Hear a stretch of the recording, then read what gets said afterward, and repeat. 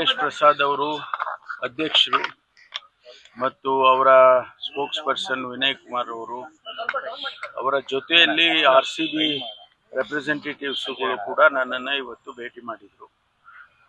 ನಾವು ಈಗಾಗಲೇ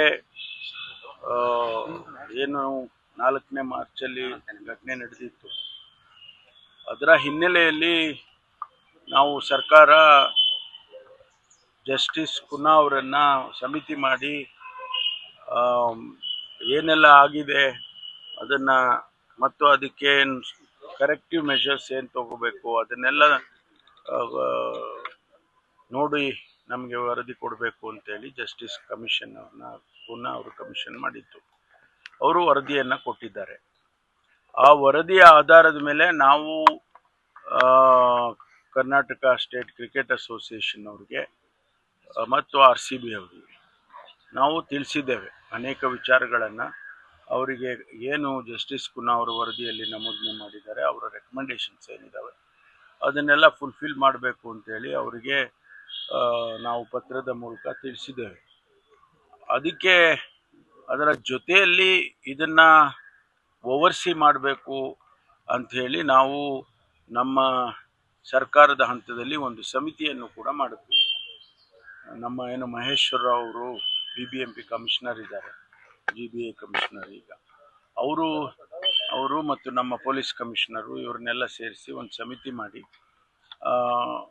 ಸ್ಟೇಡಿಯಂನ ವಿಸಿಟ್ ಮಾಡಿ ಏನೆಲ್ಲ ಈ ಕರೆಕ್ಟಿವ್ ಮೆಷರ್ಸ್ ತಗೊಳ್ಳೋದಕ್ಕೆ ಸಮಯ ಮತ್ತೊಂದು ಎಲ್ಲ ನಿಗದಿ ಮಾಡಬೇಕು ಅಂತೇಳಿ ನಾವು ಮಾಡಿದ್ದು.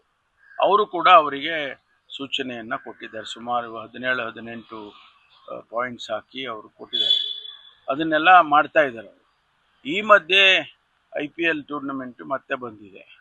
ಆಮೇಲೆ ಇಂಟರ್ನ್ಯಾಷನಲ್ ಮ್ಯಾಚಸ್ಗಳು ಕೂಡ ಬರ್ತಾ ಇದೆ.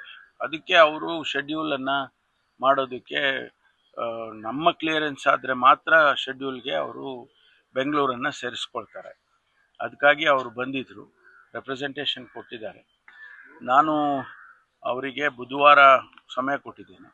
ನಮ್ಮ ಅಧಿಕಾರಿಗಳು, BBMP ಕಮಿಷನರು, ಆಮೇಲೆ ನಮ್ಮ ಪೊಲೀಸ್ ಕಮಿಷನರು ಮತ್ತು ಇನ್ನಿತರೆ ಅಧಿಕಾರಿಗಳು ಅವ್ರನ್ನೆಲ್ಲ ಕರೆದು ನಾವು ಲಾ ಡಿಪಾರ್ಟ್ಮೆಂಟ್ನಲ್ಲಿ ಲಾ ಡಿಪಾರ್ಟ್ಮೆಂಟ್ ರೆಪ್ರೆಸೆಂಟೇಟಿವ್ಸು ಇವ್ರನ್ನೆಲ್ಲ ಕರೆದು ಒಂದು ಸಭೆ ಮಾಡ್ತೀನಿ.